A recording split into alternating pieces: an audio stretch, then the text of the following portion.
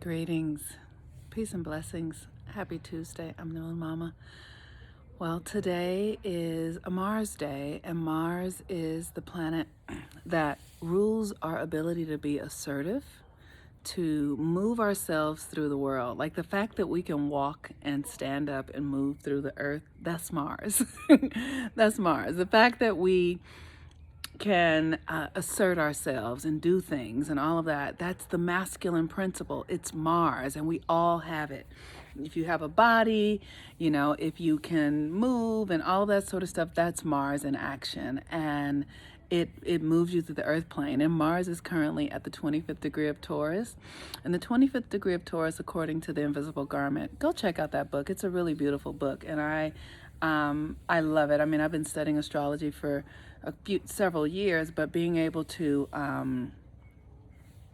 really align the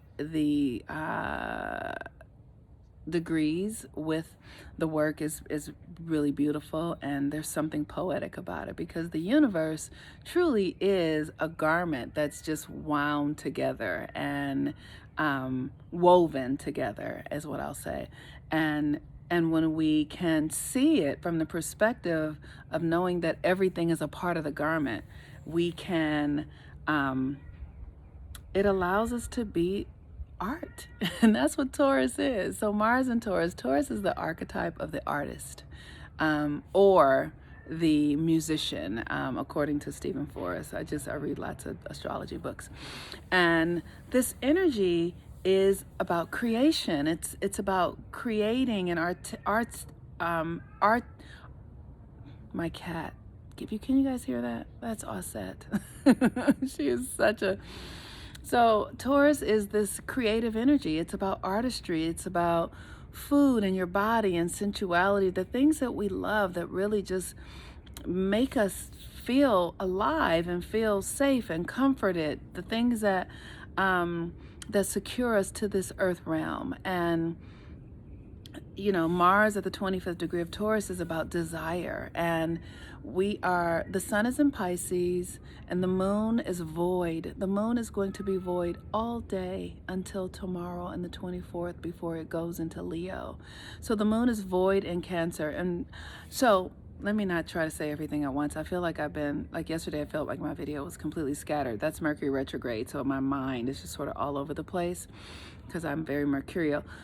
But so desire, Taurus, because we're in a new frequency, we've moved out of the age of Pisces and into the age of Aquarius, but the sun is still in Pisces, or the sun is in Pisces now. And so what we get to do is we get to, like, Pisces is this very expansive, creative, there's a sensuality to it, there's a romance to it, right? And then Taurus is the senses, like basic, like food, touch, the things you need to feel good, right? The things you need to live and survive and thrive, right? You need connection, you need food, you need to rest, you need to restore yourself, you need all of that. And then Taurus in Mars here is like asking you to take on a new way, like, because we're moved into the age of Aquarius. It's like, what can you bring from your subconscious, your creative ways of being, into this new reality? What are you doing that is new? And I feel like the way I'm saying it is all like poetic and stuff, but it's really not that. Like, I know for me, I have been working out my calendar for the entire year, getting clear about where I can put my energy and where I can't put my energy, what sustains me and what depletes me. It's really basic, honestly.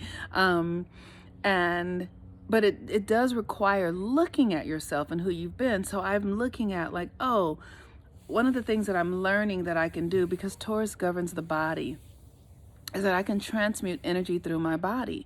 And, if we've been doing our work and we've been doing the work to clear up our shadows, now and if you're not here, it's okay. So I'm not suggesting that everybody should be here. I've been doing this work a lifetime, right? But we're all getting here because we're all going in the same direction on some level. And Taurus is the body, and it's like, what do you need to transmute? Like, what can you shift? So I know, like for me, one of the things that I've been working on is healing that obsession stuff. That's Taurus, Scorpio stuff, like obsession to pleasure, obsession to food, obsession to connecting, obsession to whatever it is, right? That's that Taurus energy, comfort, obsession to comforts, whatever. And so I've been looking at how I can transmute that energy and the ways that I used to practice being obsessed, and my mind would be fixated on things, and it's like, oh, that's something for me to heal and transmute through my own body, right? That's what it means to be tantric. That's what it means, Reiki and all of those kind of energetic healing modalities. We heal things through our minds and our bodies. And so it's in this Taurus energy with Mars and Taurus. It's like taking some old behavior, old way of being, because energy doesn't die. It just transmutes. It just changes, and changing that old way of being and into a new perspective, a new way of being. So, for instance, last night I was hanging out with a friend of mine. Do I want to call that person a friend? A lover. Somebody really near and dear to my heart, who is also a friend of mine and that I really deeply appreciate. And sorry about that. Okay. And we were having a conversation about something going on in their lives that was really personal and near and dear to them. And I could feel the connection to that person, to their young one. I could feel it in my body. I could feel the connection to their young one in my body, because I've done all of this work around the shadow. So when you clear up your own shadow, when you work with your own shadow, you can see other people's shadows more clearly with compassion and empathy.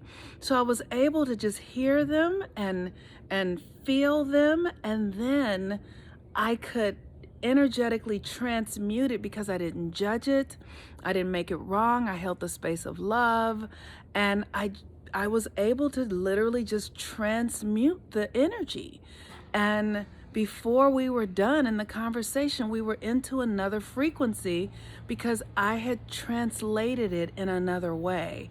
Rather than igniting them in the wound, I was able to assist them in moving through and out of it, just in my own consciousness. And if I can see it differently, then they will experience it differently, because some of us, especially the feminine, we have this incredible power to be able to create new realities. That's what the mother does. Mother, right? The feminine, it creates matter. So when you can change your mind about matter, then the matter will change. It's quantum physics, right? That's what it says. That's what quantum physics says. When you see something, it's there because you see it, it is there. So if I see it in a new way, it has to meet my frequency. So this is the ability, right? I don't know that you guys can do this. This is what I am. This is a part of my gift. But we all have gifts. We all are embodying these new ways of being towards transformation and healing. So look to see how you can transmute an old thing and make it something new with Mars in Taurus, because Mars is the action, right? So it's like whatever action you tell the thought or the feeling, whatever action you take towards it, is it an action of healing and wholeness, or is it an action of scarcity and fear? Whatever you do is what you're going to create. This Virgo full moon that's coming in a couple of days means that what's been internal inside of us is coming into the external reality. So the moon is void in Cancer, and it's going to be void until tomorrow. And so a void moon is this deep internal work. So it's literally like when I was pregnant with my son Zion, and I knew he was going to be and they were diagnosing him with Down syndrome. I used to do this thing where I would every week I would see what part of his body was being formed, right? Because you have all these birthing books, right? And I would look at what part of his body was being formed, and I would look at an anatomy book to understand that part of the body. And then I would envision myself in the womb with him, helping knit together whatever parts that, so if it was kidneys that week, I would be eating the food for the kidneys and then praying for him to be able to put his kidneys together really well. Or if it was the lungs, whatever it was, right? So that's this void energy. It's like going inside, doing the internal work that will bring the external into life when it's time, right? It's coming, but you want to really get it clear, and you want to really focus on the details. Cancer, the void moon in Cancer, it's this deep internal process of nurturing yourself, of loving yourself, of caring for yourself. Now, Cancer will have you thinking this is about somebody else because Cancer is the mother and wants to take care, but start with yourself. Don't give your energy to anybody else right now. Start with yourself. So if anybody is coming and asking, just allow yourself to be where you are and nurture yourself, love yourself, give yourself all the energy you need before you decide to divide it with others. Okay.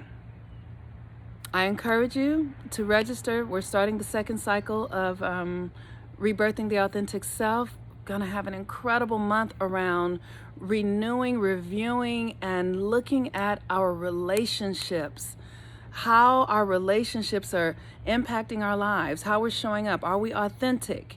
Are we people pleasing? This is what we're going to be focusing on for this cycle of the Rebirthing the Authentic Self. Everything is recorded, so if you missed last month, that's okay. You can come back and make that up at your leisure. But this month is about reframing our relationship with people in our lives, the people that we're connected to, the people that we were in our families. Where are you giving your energy away? Where are you being inauthentic? I know for me, this has been a really big thing in my life, to be authentic in relationships and not be caregiving and people pleasing and making everybody the priority in my life before myself, right? So you got to learn how to really prioritize yourself. And this is what we are going to be working on this month. So I would love to have you. It's a year-long course. And if you join now, it's the first month is, every month is $97. So it's $97 a month, which is, in about a year, it's about $1,100 or something like that. So that's a minimal investment for a great reward in the long run.